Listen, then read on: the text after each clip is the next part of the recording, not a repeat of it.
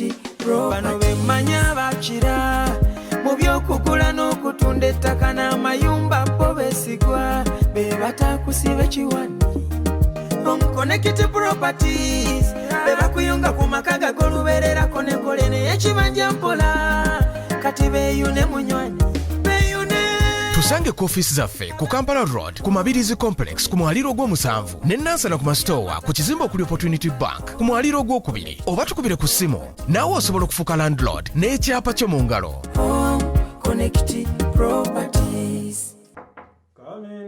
Boss Lugalabi Mugobi gulo yakedde kusiba tayiro ekawungezi ne ziyika ne muleka leero akedde kuzisiba kati mbadde enzigala ekinabiro bwe ne zingoberera akozesa biki alina ekivere kyawo tekitegerekeka oba mulimu ki ebyo abantu bakyabikozesa basibisa Arapex Tile Adhesive tiles ne zinywera Arapex Tile Adhesive takyaliko kubaganya birowoozo buli ayagala okunyweza tiles ku kisenge oba awantu wonna gwakozesa ne UNBS yakonamu dastamp ng'omutindo kyekyo akolebwa Zident Tile Center ku noti 753 noti 65 M28 Shukra Herbal Solutions Katwe faba kubuka mu kujjanjaba endwadde ez'enjawulo nga tukozesa eddagala ery'obutonde tukuwa eddagala erisembeza amagi gwatazaala tulina eddagala lya 3-in-1 muwoomya supu taiti n'akabugumu tulina eddagala lya kabootongo ne syphilis nga bino tubijjanjaba ne biwonera ddala tulina ka tube cleanser nga kano kayoza enseke tulina ka water syrup nga kano kasumulula taapu ate nga abakyala twabaleetedde ka taiti piuzi ezijjanjaba infections ez'enjawulo nga naawe omwami ayagala okulwa mu kisaawe twakukoledde ka jab ointment tulina slimming pills nga namwe abenyooma mu size tukuweera ddala eyo size gye weetaaga ate nga naawe omukyala ataweebwa twakukoledde kabuweebwa akakugulirawo emikisa tulina ne ka return oil akakomyawo omuntu wo kubira aba Shukra Herbal Solutions Katwe ku nooti 751 84 43 14 beba Shukra Herbal Solutions Katwe.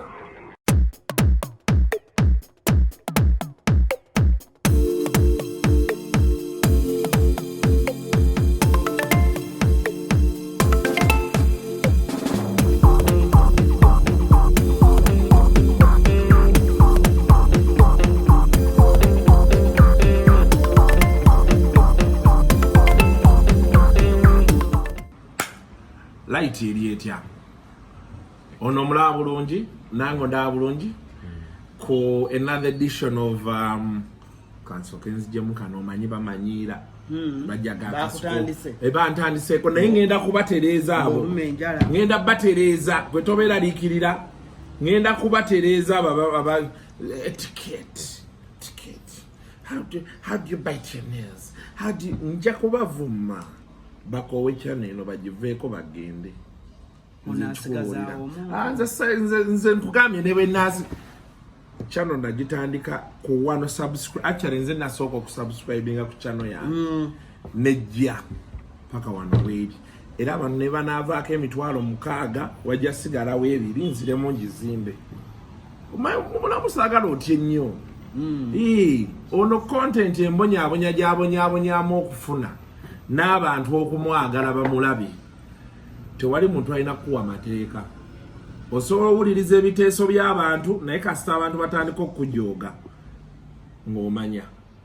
waliwo yali aŋŋamba kasuku waki weekwatakwata mu face tamanyi allergy gye nnina ennuma waki oluma enjala tamanyi how I labor okusigala nga mu concentrating maybe kino kyekinyambako naye ate kati YouTube eno kubanga etuwa n'ennamba z'abantu abo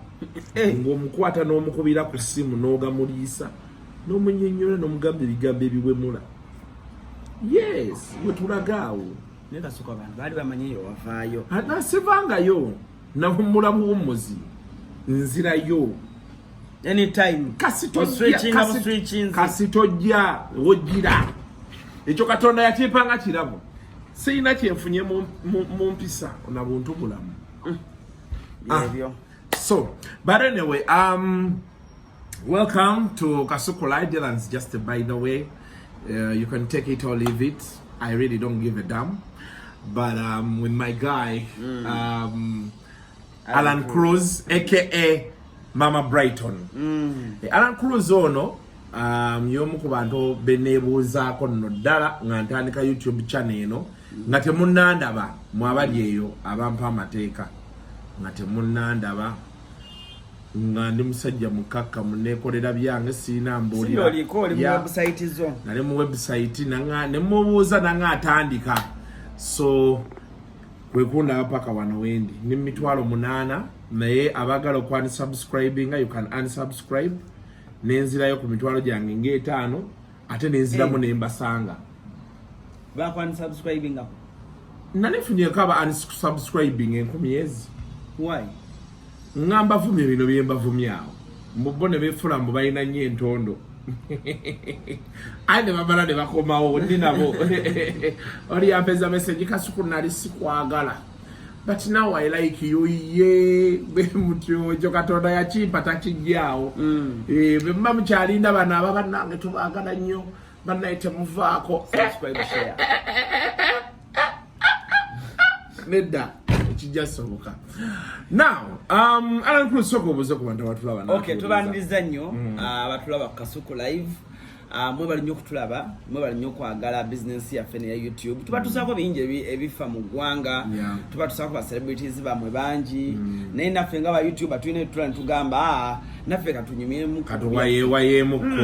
okongera otoka inspiringa kuba internet eno nene Kasuku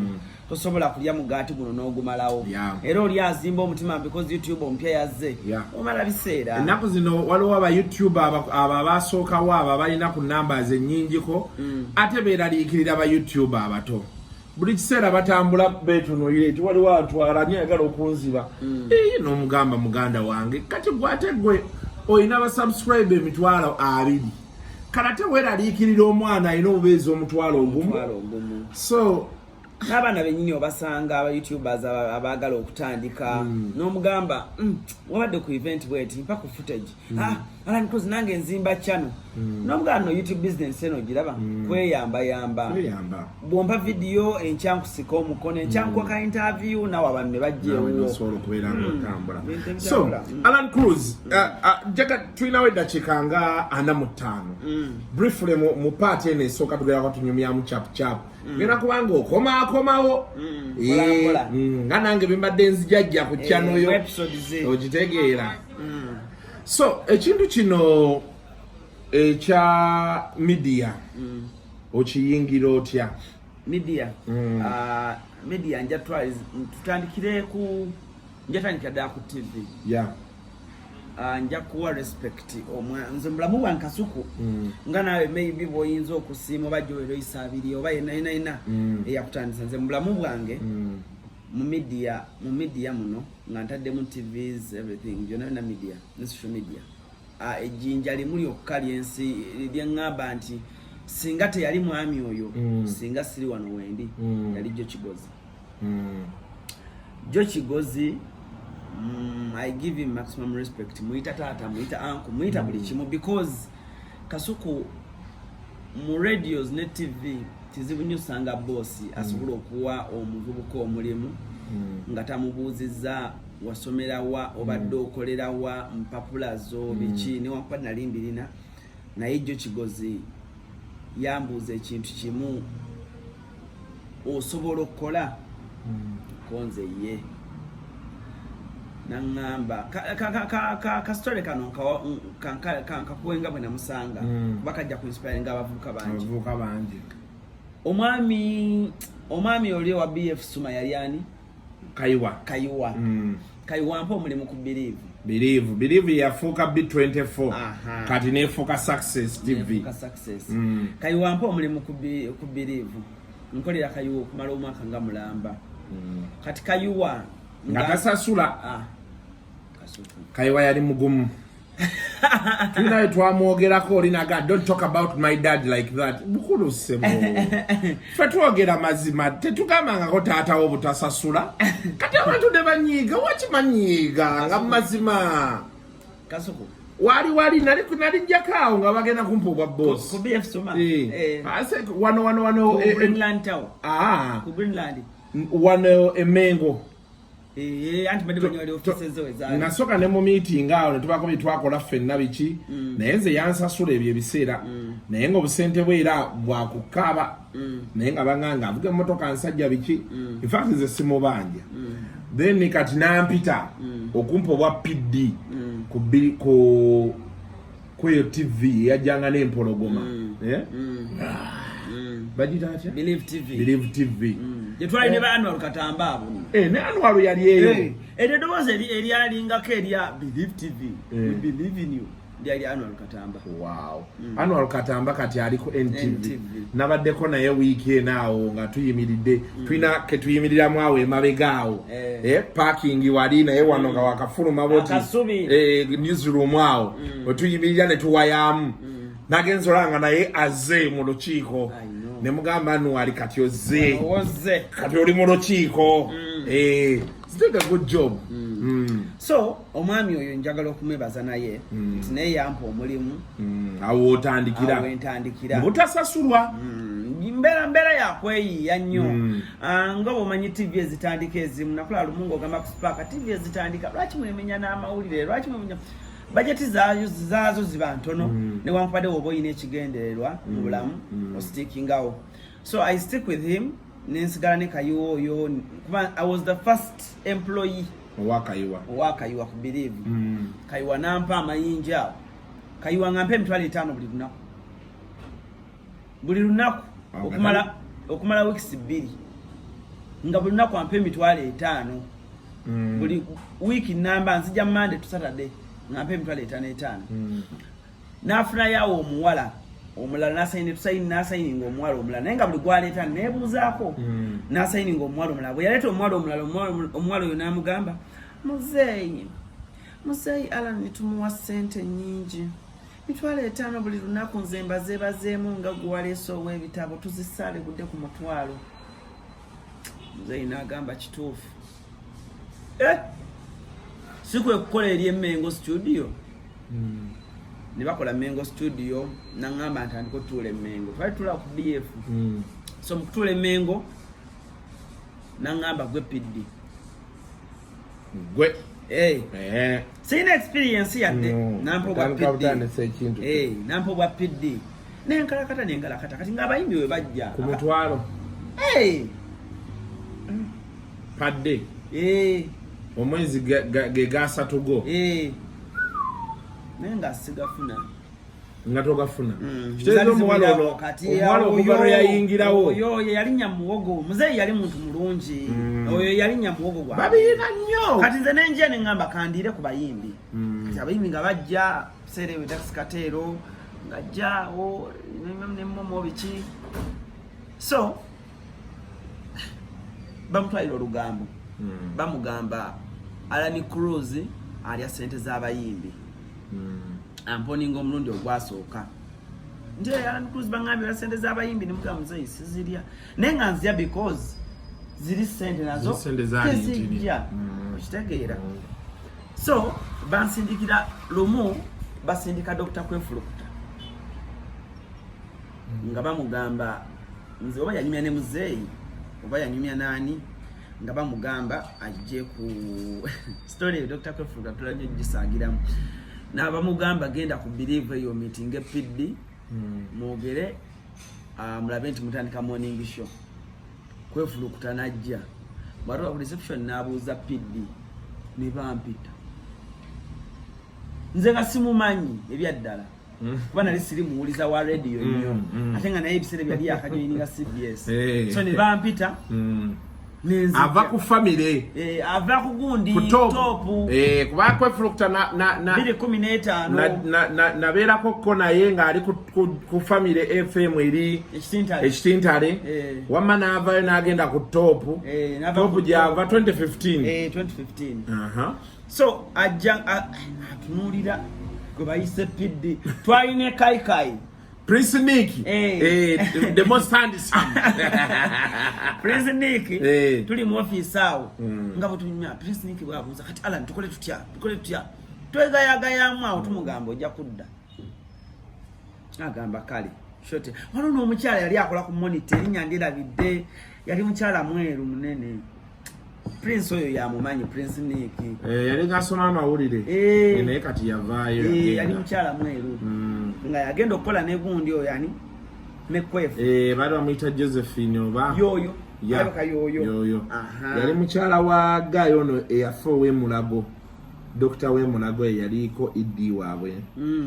Alabika yoyo. So engamba nezongera okutuuka wa muzeeyi alani bayimbi alani omanya Steve obutono bubaamu entala ate zibambi nnyo okusinga ne TV ennene. So muzeeyi nangamba alani bangambye mbu ebintu by'enguzo yitiriza nnyawo womulamu nja kuyita nengamba kale no bansasuleyo nja kuyita nkusasule Kasuku nentuula wiki namba ewaka nga TV eyo mbadde na hope actually bangoba ku Friday nga ku Monday tubadde tutandika program ne Momo 19 empya kati erye sanyu liimagininge omwana abadde takola nko ku TV ngobadde ogenda tandika ku Monday abantu bakulaba walowunize damikwano you're going live kati ku Monday ne bakugamba nti mukulu sebo jangu tukwetaga jangu so bwe yangoba ku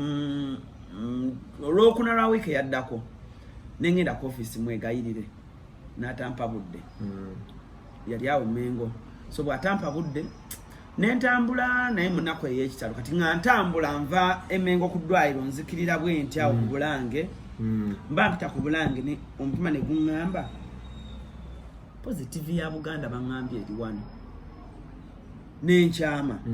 nenyingira Masengere nga just nyingidde kulabako bulabi kulaba reception bwefana sina bwengenda samuli kuba nga nesuubye erifunayo omulimu sigulina sina muntu gwe manyiyo so nenyengera mu corridor ya BBS nga ni reception wali wagule kuba bali bakyagipanga nenengera mu corridor nga Kigozi mwali nenga ina byali mu kulagirira abantu so nakosa seconds ndoza tezawera nga 3 nenfumba obwongo nengamba tukiro yo mwami kuba nali mumanyi nga mulaba ku NBS nenga simanyi nti gwe bawadde obwa boss so obwongo ne bungamba genda omulimbe so nentambula straight nengena mu corridor ne mugamba buli job appointment zije kulayo ku NBS sikusanga bannemesa ne leero kirungi nkusanzwa nakamba nga sikulabangako ne mugamba tweraba ne mulemerako nangamba okay kicho yagala ne mugamba njagala mulimu nangamba badde okola ne mugamba ku believe kati ekirungi ku believe twali shooting ka promo ne Momo ka promo ka kweyo program je nkugambye yayitanga ku Monday kati ne mulaga ka promo ne mugamba program twali tukola kali kalungi nnyo nangamba yeye twetaaga abaana bwe bati zeno talent ze twali tunoonya lwaki obadde eyo ne mugamba ye kati wono nzize nangamba okay saa zino ndi busy ne katuve mu nkuuka kuba enkuuka yalinga ya Lwamukaaga nanga tuve mu nkuuka bwe tuba mu nkuuka ku maoko office ondabe bwe nakoma mulaba naayita Pedde yali Alfred Mulozi namugamba omwana ono be bana abaana betwetaaga ntunde ku promo ye gye yakola eri gyabadde ne wano muyite naye jamuno oyo omwala gobadde okola naye konze kale kati nenkubira Momo nitandika okukola that's how enjoying BBS BBS ne bwewangadde mpaka kati myaka ndi mukaaga ne wankubadde terubadde lwangu but nja kugamba nti kiri ekibuzo ky'obuzza nga tutandika n'ongamba nti ojja otya ku social media Kigozi avaawo baleeta babosa abapya line yeyo nayo yamala nevaawo so baleeta babosa abapya so mbabosa abapya manyi buli boss kyebanga tiimu ya mupiira buli coach ajja n'enkuba ye so ntandika okuwulira eŋŋambo Alan Cruz bagenda mugoba Alan Cruz tebategeera nkola ye simanyi style ejakola tebagitegeera tandika ofuna pressure omu ku bantu benatubuukirira yali ggwe nenzija nenkubuuza negamba Kasuku pulira bagenda kungoba naye nkola ekineegobe nga bukyali noonye ewalala kiri kitya and I remember noŋŋamba gwe bakigambye nenkugamba nedda tebannakiŋŋamba naye mpulira nkiwulira mu mutima bagenda kungoba noŋŋamba sooka osigalewo baba tebannakugoba gwe sooka osigalewo so nempuliriza ebigambo byo nensigalawo lumu kale kati maybe ogendo bitegeera nga okula lumu bosi wange ampita mu office angamba Alani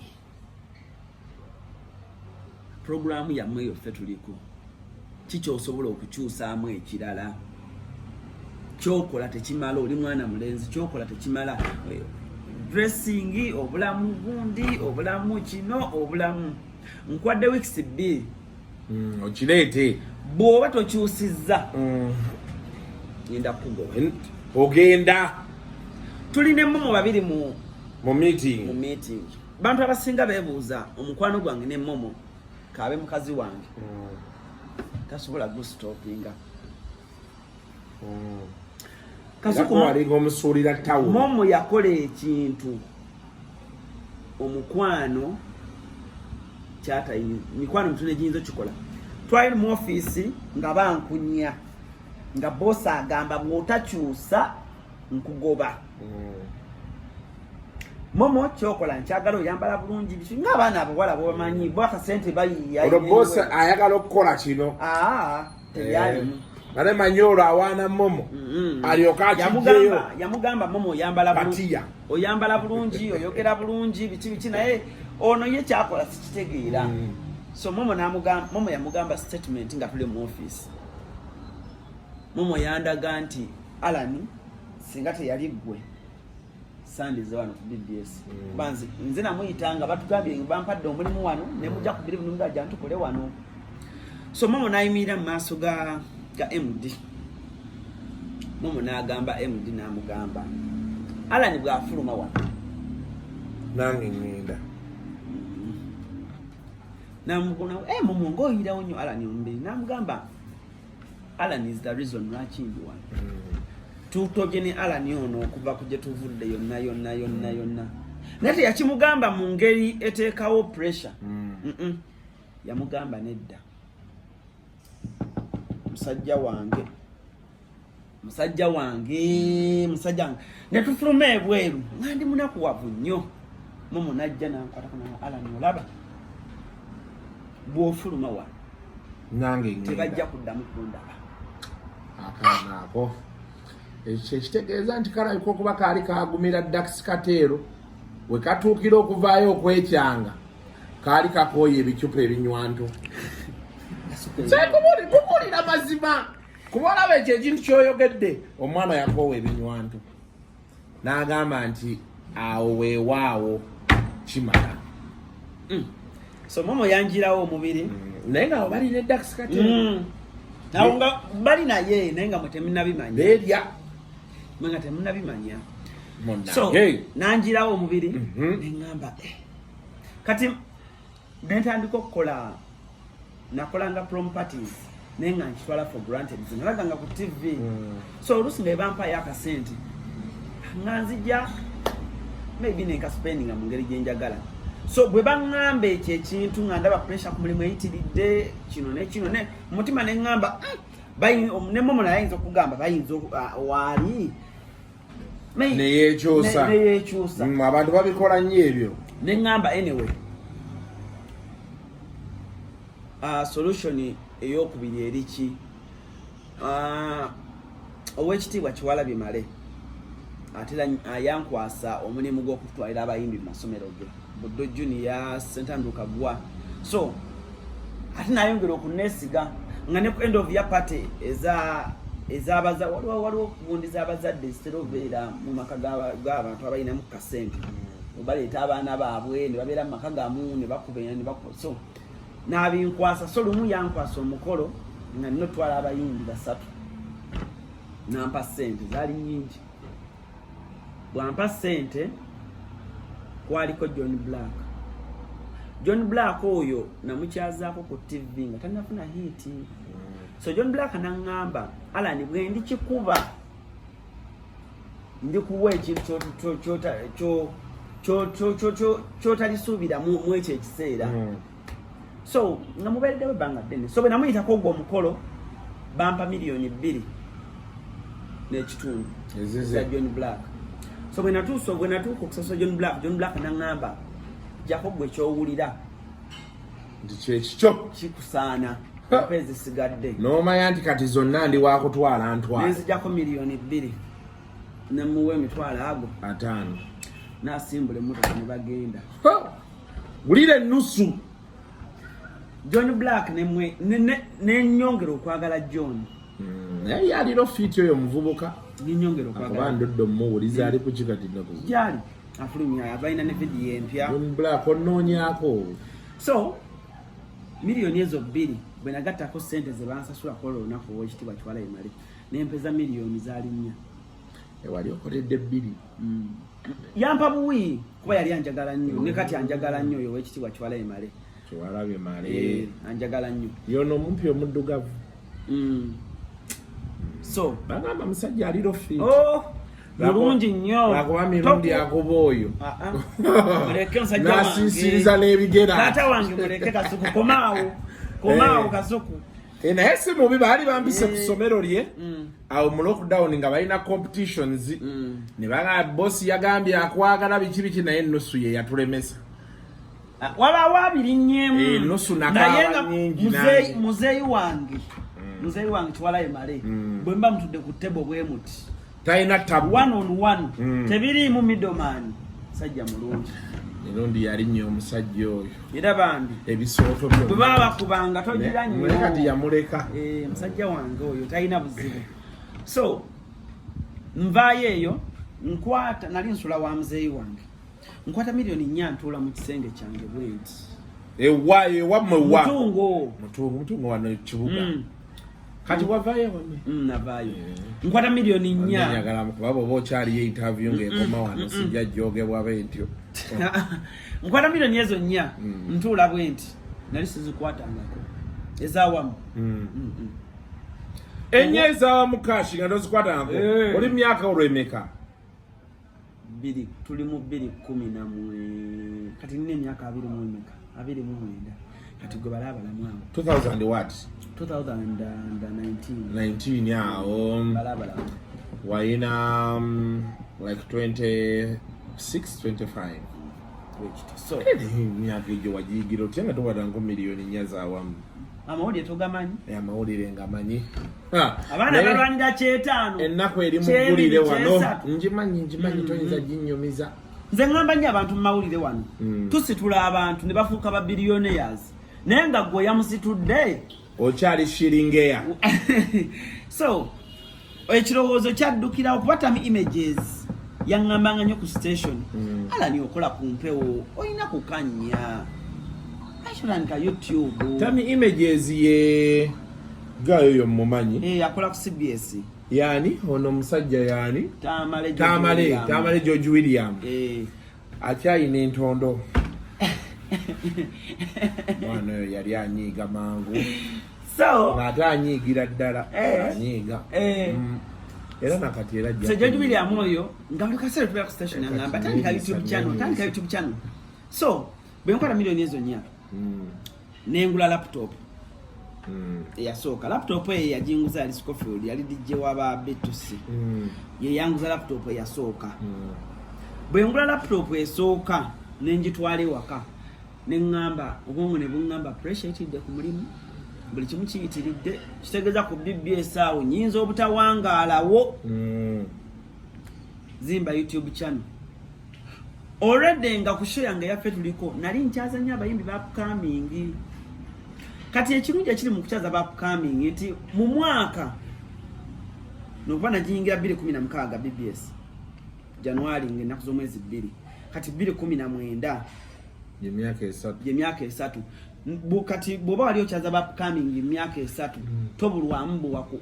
bakwata bayitamu kweli nalinamu awo ba John Black abaani awo bangi binali nkyazizza kati nemanya nti bwe ntandika YouTube channel nina kukola interviews ntandikira kwabo kuba yolo mukubira esimu nomuga John interview Ida yes bwokuba esimu endala gundi amanti Ida kyalusoga jangu hana olusoga luli awo John Black wabeera olabiyeko olusoga ennimi nga 5 ez'olusoga mu kifo kimu atambula n'abasajja bakuba olusoga kizibu basangako oluzungu wadde Oluganda musajja ayagala nnyo tribe ye ayagala nnyo olusoga bakabaka waabwe ali mwokyayo kirumu ayina kikyanaagaba musajja wano so ntandika naye kati kino kyoyogedde kino kyensinza okwagala kiki kyentera okugamba nga abayimbi nti waliwo stage wetuuka wakati saawa eno abayimbi abamu publicity wakyefudde abalala ebintu bigaanidde ddala kuba bano abaabayirangawo omubiri nawo they moved on to the next thing ti oluusi omuyimbi omunnyonnyola n'omugaa nti it is not about the money kati waliwo otuka ng'ozimba kariya kati nga gw'olaba otandika YouTube yo n'obala nti nina abayimbi bange 6 bensobola okugyamu stories either zetupanze oba ezaddala nti kati oyina John Black ng'ajja kuwa exclusive nga tannagiwa wantu walala kati naawe obeera omanyi nti John Black waakwetaagira wonna oyina kudduka n'okikola ki naye kati bano abantu baffe kye batamanyi nti otuula awo omuntu gwogaa nti bulaadi wange n'atuka n'akola vidiyo nga tomanyi nawe ogyekanga efulumya era bwe mala ogula laptop eyo nemanya nti ebya kamera sibimanyi graphics simumanyi naye ng'ekyuma nkirina editing producer wange Dorin ku BBS yali yanteekako nnyo essira ti editing oyo yiga basics naye bale senaku zinali Dubai eyo mutumiddeko nnyo yagenda bwakadama akola ne clothing crazy chotu heire bali mu bya tours and travel kyebyo akola akasente yali mukwano gwange nnyo so nanga Alan yiga basics zino tomanya ziri kuyamba nyinza okulwala ngate mwetaaga ogenda on air lwaki toyiga ku editing so nga manyi basics nengera okwetinga ku laptop nga ndaba bimpa obuzibu so devotion day yali mukwano gwange so nenkubira devotion nemugamba nina plan koje plan ki nemugamba ya YouTube nanga nange nonna wano channel bagiyita Rock TV ne mani bintu bya YouTube eyo byagana ndi ku Facebook nemugamba bangambye bikola nemugamba oli wanangana ndagira yina akazigo awo imagine nga pakalasti nenkwata boda nenve mutu wasula nenkwata boda nengende mwana nga yali asula bobi awo kupaka lasti waliwo omuntu ategeera wasula edasuku waliwo abamanyi bakinde oba zipaka lasti waliwo ekkubo erijja nga kuseta Agustini eringira beriti nga Coffee Plus awo ekikubo ekiri Coffee Plus so awo yali asula mu kikomera awo so nengende wa divorce netutuula nangamba kati tutandikirewa nemugamba gwe byokutandika bireke gwe nkimanyi omanyi graphics omanyi okwediting oli first okunsinga nze aserebu mbalina betutandikira contacts nzirina nangamba tutandike nemugamba gwe bya sente na biki gwe bireke ndekere so netutandika celebrity track celebrity track UG bwe twatandika celebrity track in show gye twasooka okukola nga bwe nkugambye show gye twasooka okukola yali eyatuwa ku bantu yali ya John Black kubanga John Black yali agenda shootinga video ya dati yali jinja so netutesa kimu ne divorce netugamba omanyi YouTube eno tulina okuinvestinga bwe tulinda bu content mbu tulindire wane e Kampala buli omu wali we tulaga oba story eri capture tugende capture tukyuseemuko tuleme kuswamira wano koyetikana nkubira John yangamba video tugenda gishootingira jinja ku Kingfishers netugenda tetwalina motoka netulinda taxi twalina akamotoka akagendo tuno naawo ke batupangisiza ba John twalimba namawulire bangi netugenda paka Jinja twagenda Friday nenga kusala ku macha sawa 3 nina okoma wonkole kumpewo ku BBS so twagenda video shoot eyo yagwa sawa 9 ogwekiro divorce ye yadda okunamugamba kugenda editing ngeo tutekeyo mangu so ye nadda na editinga nze navaayo 9 because na ino kuba ekikopo nkubemu n'oluseke tusobole okufuna enengeri endala gye tunakola kijje tunatambula so video shoot yagwa sawa 9 nenfuna taxi ku sawa 10 ejinja so by sawa nga 12 kitundu wali wano nali ntuuse wano so devotion najeti ntugisaayo nekolayo ndowooza abantu ng'emitwalo 3 eyasookera ddala yasookera ddala kuba kwaliko video endaze twali tukoze kuzaawo nenga tezikola bino ebyokuswamira wano noswama kakiripu ka NBS nokasaayo nokola boti nga tonayiga bulungi muzannyo nti guno omuzannyo saamu naye nebyo okugamba nti emabegako wali bwe nagenda osisinkana divorce ne mugamba nasene tugule kamera gye twasooka okugula yali ya mitwalo 7 omwami yatugamba nga teyiiko kaggala wano lyanda wansi ng'eryanda tulisaamu ne mu recordinga ekifaananyi nga tekiri kiriya nnyo naye twagamba solongaze ekola so divorce nga kamera agimanyi kale nga mu machines ansinga bingi naye nga tukola nga team so netwana celebrity tracker ne tulina bingaawo balijja Jasmine anampijja baani mukama n'atuyamba ne peakinga kasuku YouTube bwe ya peakinga nengamba kati wano wentuuse omulimu kituufu nkyagwagala ku BBS naye kati pressure ekendeddemu nina visibility wenagifunira kuba ekisinga okuvuma abantu kuva ku mpewo nga tolina abantu balala banakukolaki banakulabira so netutandika celebrity tracker nekwata tuba twakatandika okukola kasente akawera netugenda mu 2019 tukyali 2019 celebrity track etandise epikinze ba celebrity kati ogenda okutuukayo ng'oli agamba okola interviews ennungi jangu tukole so mu 2019 November ng'olidde celebrity track epikinze yali weekend nali waka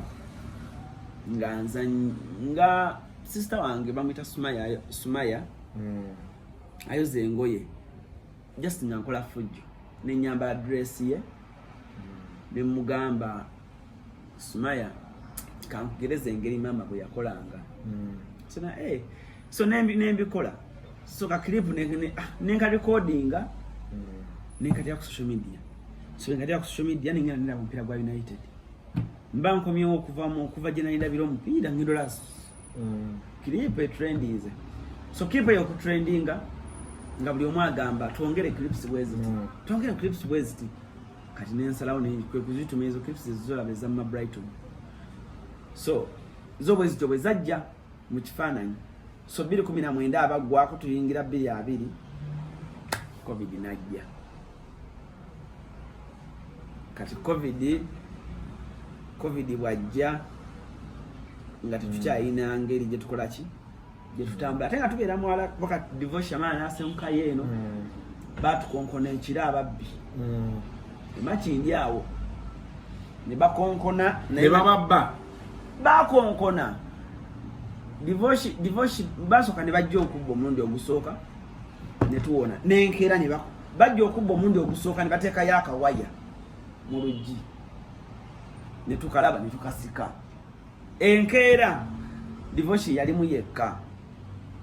ne bamugamba tunonye kawaya kaffe nyuza omuntu ayinza osaga ababbi bajja ku nyumba ya divorce ne bamugamba osaga ogenda jiggula twagala kawaya kaffe divorce nakuba enduulu naga ne bwogikuba abantu bamala vaali mu bikomere ebirala okujja okugira ati ababbi ne badduka divorce yakaba amaziga naganze siddamu kindi tugende Mutungo so that's how we shift from Mutungo from Makindye okudda mu Mutungo so ne tubeera mu bulamu bwe butyo ba brotherhood tofaayo obona akozaati obwakozaati mukama yatuyamba mu maaso awo ne tugulayo akamotoka naye akamotoka ako akamotoka kajja katya akamotoka ngenda okukyala kushoya Farida mwasuze mutya kati kumwasuze mutya okwo mpasitole yange bulungi nnyo naye nina abamu bakyali bange abamu mikwano gyange abamu relatives kale bwe bityo abamu kale nga saaboogerako nti nkikola intentionally naye nga nanyuma story yange nga bwe yali nga kimu bibiri maama I was raised by a single man. So nga yembozi gyenina. So mbana akava ku mpewo. Waliwo brother wange. So nonzije mukutwaleko bamuyita Maka Kim's Logistics ali awo kirekawo. Asuubula container. Like empty containers. So ankubira essimu nga mwana ka interview tukalabye. He's my cousin. Nangamba naye nkubuulire okoza interview yadde okuntumirako mwana gwe. Just in a joking way. Nemugamba nkwerabidde. Nangamba naye kati interview ogikoze kubanda bya abantu online babadde oba 12 naye okyali kubigere kati Teresa status. Nemugamba Maka sina sente. Maka nangamba nina wane motoka waliwo yasinga wano sente nezimulema naye nangana mpamu motoka. Lwaki nene motoka nonyongera milioni emu kubira ne muganda omukulu naye akuweyo sente bichi. So ne nkuira muganda ngo omukulu Blair nampa yaka sente nengende wa Maka golo nakwe nyini ngafute kumwasa mutya Maka nampe motoka. Kazini wange ngomanye jivuga nempitoyo Sharifu oyo ne mugaba bampadde motoka naye ve mutungo je wane ekireka tujje wane motoka omugagga teyekyusa. Oyinza okudde ekyanga agamba ala nerowoozezaamu emmotoka yange sijigaba. So Sharifu najja ne tutwala emmotoka ne divorce najja ne tutwala emmotoka semuke ne tutandika ogikozesa. So in a long run celebrity truck netwambusa nenyambako okutereeza financial status yange nentereera ne ku BBS ebyaliwo byonna biki nabyo ne biggwawo kubanga TV zino ebiseera ebisinga social media ne kyeyanyambako is to prove to my bosses nti kyendi bwana linasabako okukola ekintu bwekityo nenga tebakkiriza enkokola toyiza butazoogerako nga abantu batunulira mibiri kasuka oli akutunulira omubinaga kati alani gwosobola okuyita omuyimbi bwati najja ku show alani nga nda birimu okuwanvuya social media eno nga buli muyimbi gwempita ajja buli muyimbi gwempita ajja nga buli omwaga cruise ndaba interviews cruise abebweru. So champa kyawandoza ne babosezi bange ekifaananyi ekirala so nensigalawo ngenda okulaba ne MD ati kati aŋŋamba okola bulungi neŋŋamba social media eno yayina kunnyamba kumpisa wano nali ŋŋenda wali okita. So obulamu ne butambula bwe butyo ne bampa morning show nga twakava mu COVID yawo. So morning show yali ekolebwa Saimo n'abatanzi olwo brandinze mukibita kyagikola mukiri akola zukuka waliwo morning show esooka ku BBS somulula esooka okuva saawa 12:30 mpaka 3 then zukuka nadanga kuva 3 mpaka 4 zukuka alinganga bwolaba frontline wage. So ne bajimpa kati mukujimpa naye nga musajja wange divorce yambeera kuki kutaya olwo yayingidde BBS. yayita naba naye nga bamumanyi kuba yali kyali wange nnyo from 2016 kuva okukola ku BBS nga divorce yekyali wange nga camera person wange tuwogerezeganya mbeera ku kido. So mene footage olusuku wemba sisobodde mutwalayo ku mulimu mbagamba divorce amuleeta. So already nga first year si mpya.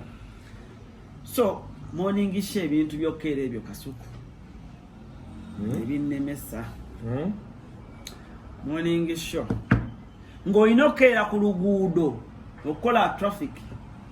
saawa 12 saawa 11 zukusa ku station nga sizikola nenjogerako ne mukama wange kyali sisendagire ngamba kyawusi nkubuulire nkole ku makya ate nkomewo nkole ku 8 olwo nga bampadde nekiri kitya ngamba kamenyamu Woino tutira fa abakedde emyaka gino gyonna tugenda mu 10 bingisho ozuka ku 10 osolotuuka ku 12 otandike so nentuuza mukama wange Charles twalina abatanzi Diana mugamba Charles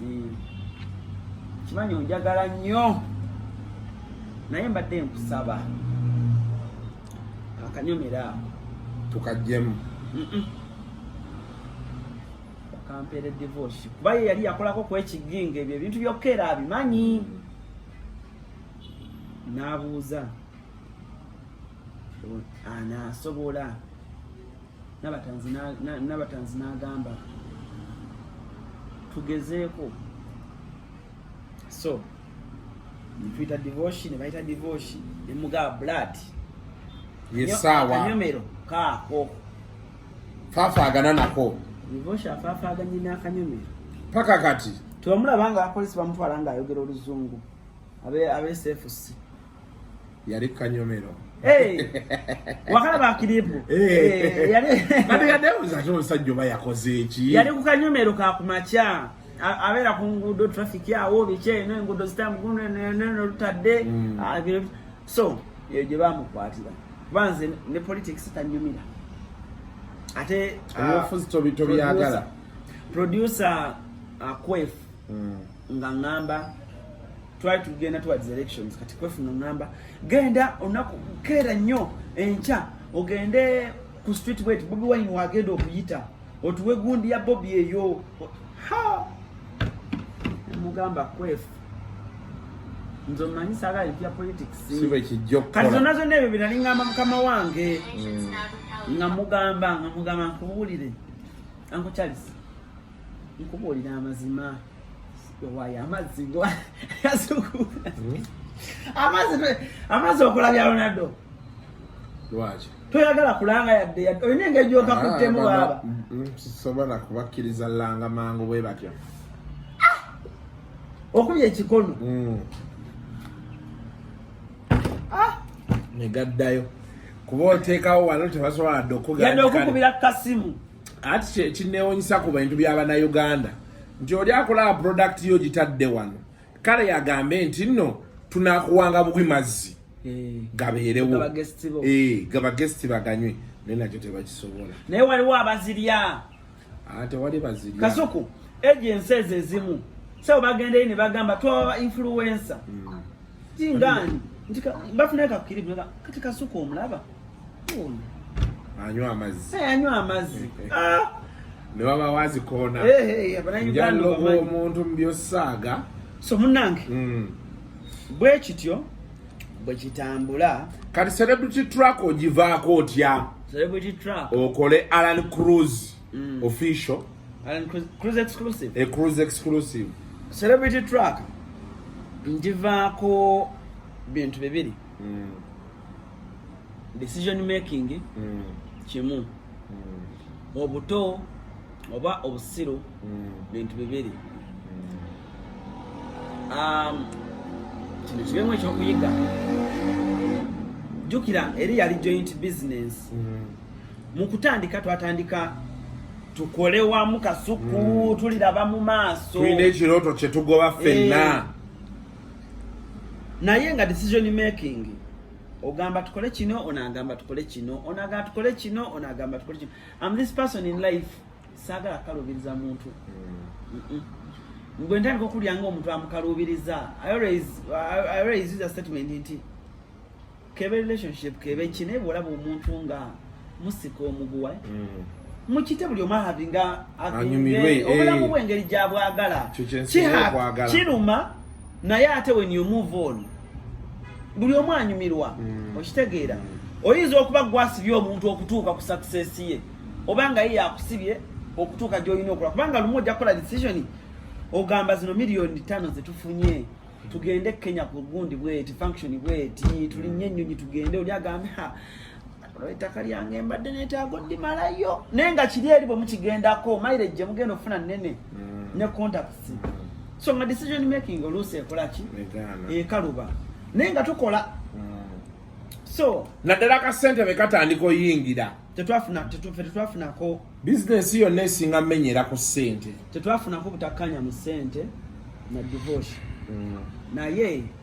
just decision making mutu wesera ne mukula ng'olaba ekirooto olina gy'okitwala oli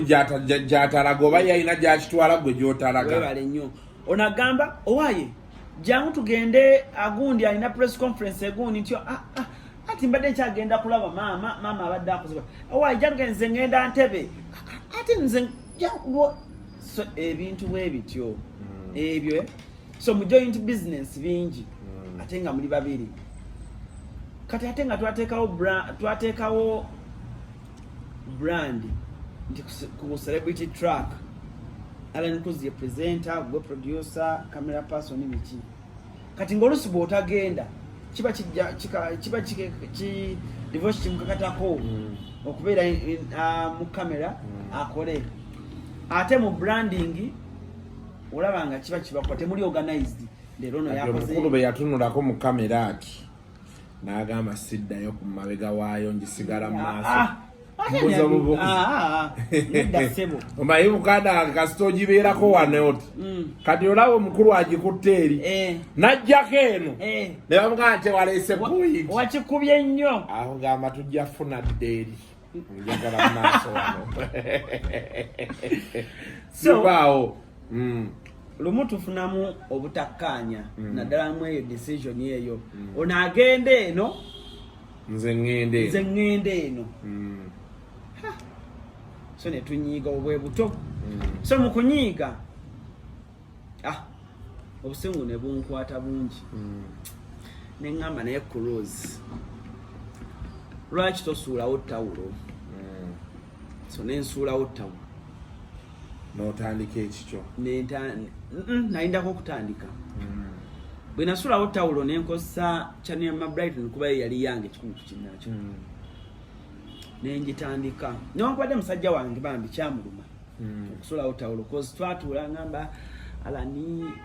kintu kijje wala biki naye kati gwe okunyiiga buli naku tunyiiga naye ate luno wanyiize nnyo naye nga ndaba tekiina ki nekyeyongera ne ŋŋamba kati kantwale buno obulumi nze let me bear that pain ne nkisuulawo so bwe nali nakagisuulawo Ibra nampita naŋŋamba alali mwabadde ki ate kyano mwagikoze biki ne mugamba just maybe kanfune ekyange so Ibra n'atuyita n'atubuulirira temusulawo kintu kino celebrity track kati ko divorce n'agamba tiwana tugenda mu maaso nze nsigadde ngenda mu maaso naye neekubyemukko saga musajja nga kitwalo bino naye neekubyemu mutima ninga owayi Ibra kyagamba kituufu kanze leero tukole divorce n'agamba nsigadde nga nkola ajja kukola so Ibra nampita naŋŋamba kati nno kyekiddako buli omu agenda kutandika ekikye naye ngaokukitandika kizibu so Ibra nga ŋŋamba tandika kati nenzija ewuwo nenkugamba mwana nno kintu kyayiise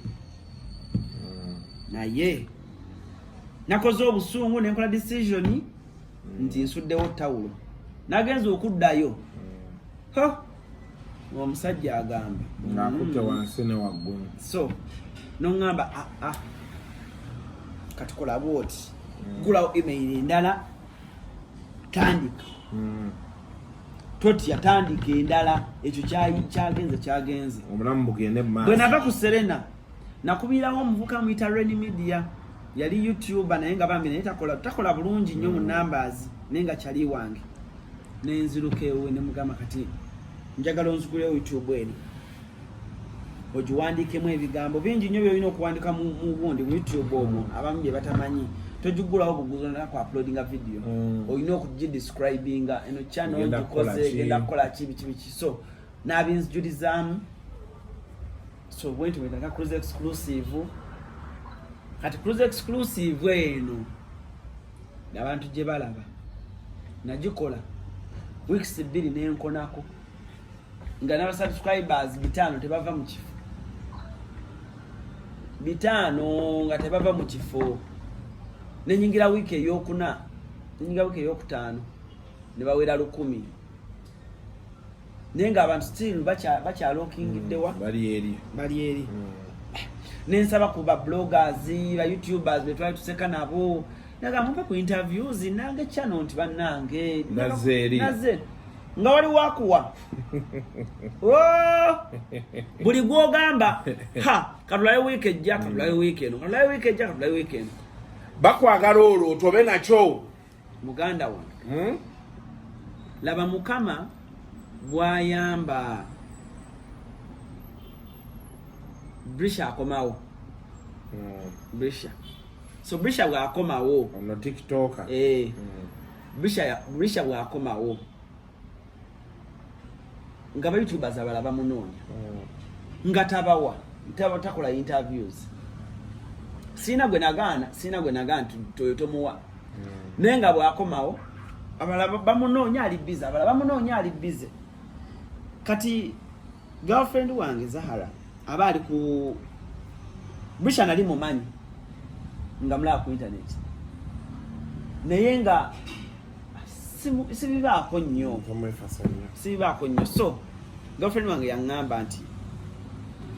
Brisha yakomyewo wuuno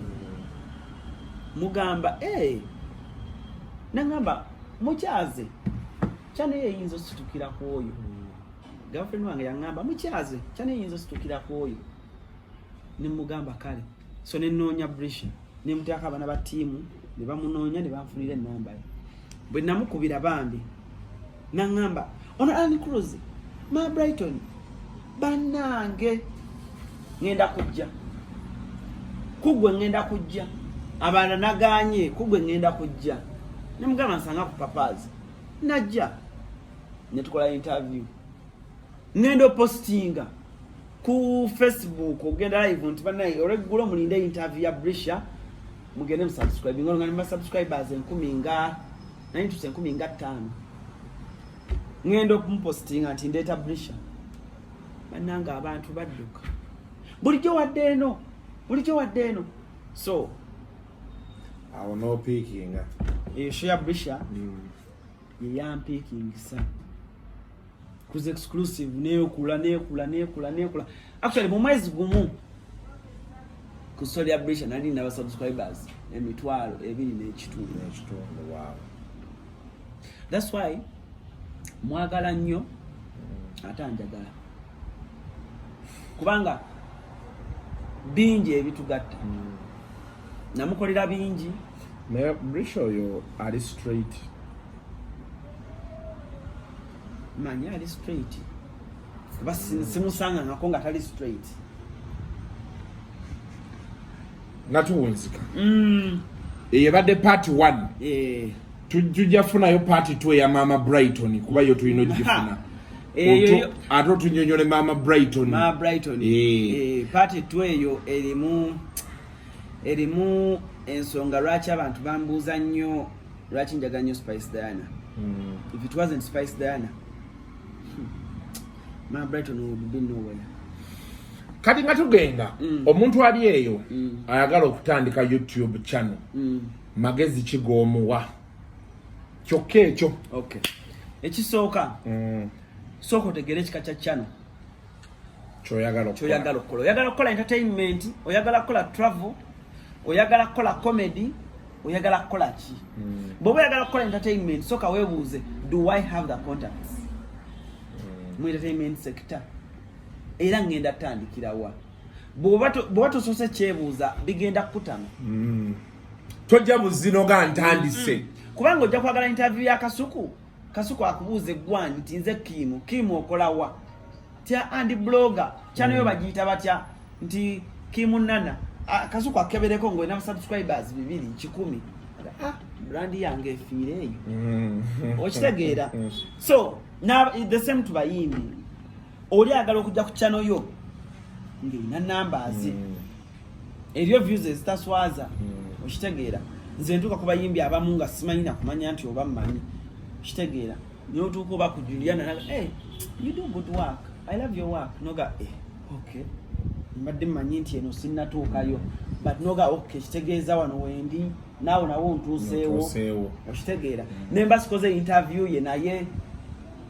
ntuuseewo. Ntegedde kati nti eriyo level koyinza otuuka nti n'oba otuuka ku Bobby. Ne bw'otuuka ku Bobby.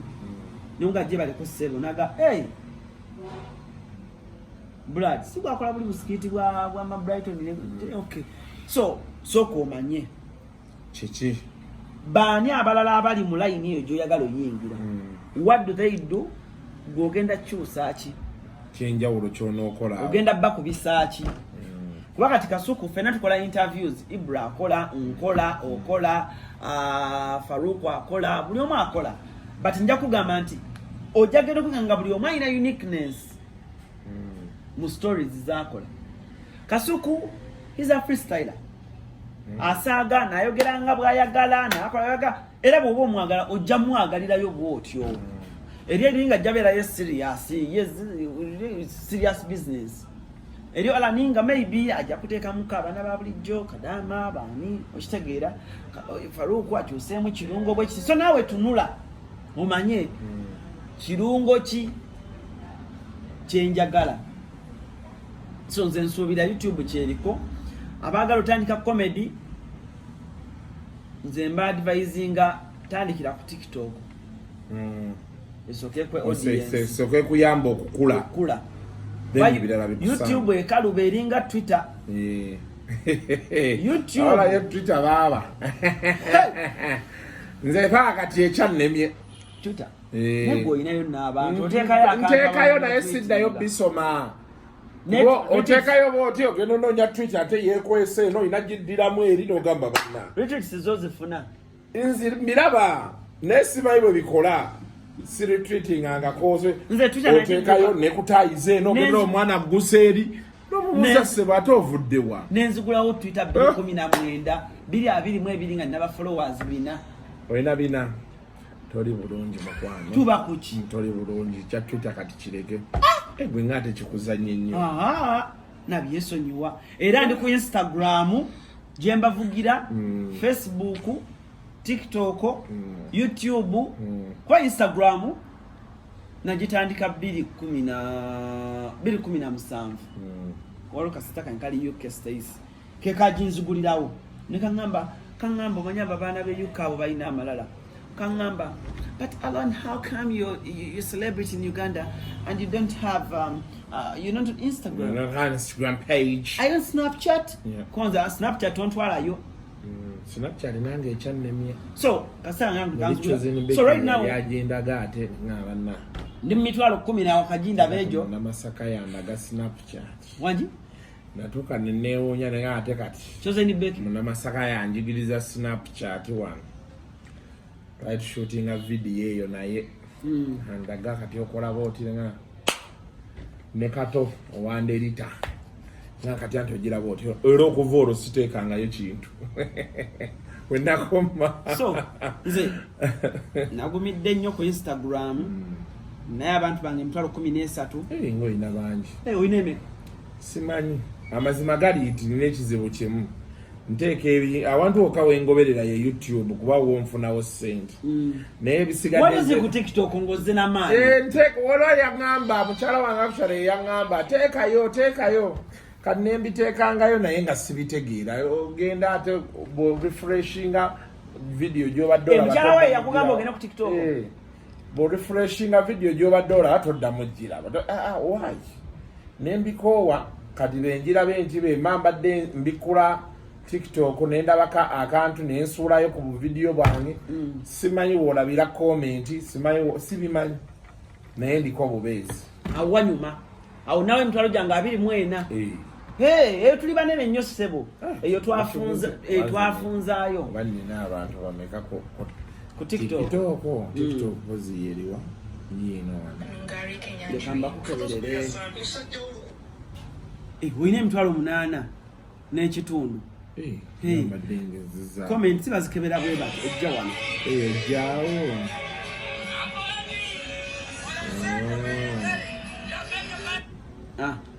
okitegera naye nyuma ate olina traffic Topic omulabirawo. And like flow ya videos. Hey. Tuzirabe engege zitambula. Twale 5. Wina ni mtwala 2. Nayo naka 2. Hey. Bino bibune ebintu bisobola jukira gwe you are funny guy. By the way, Kasuku, you can do comedy. Mubere bulungi mweraba.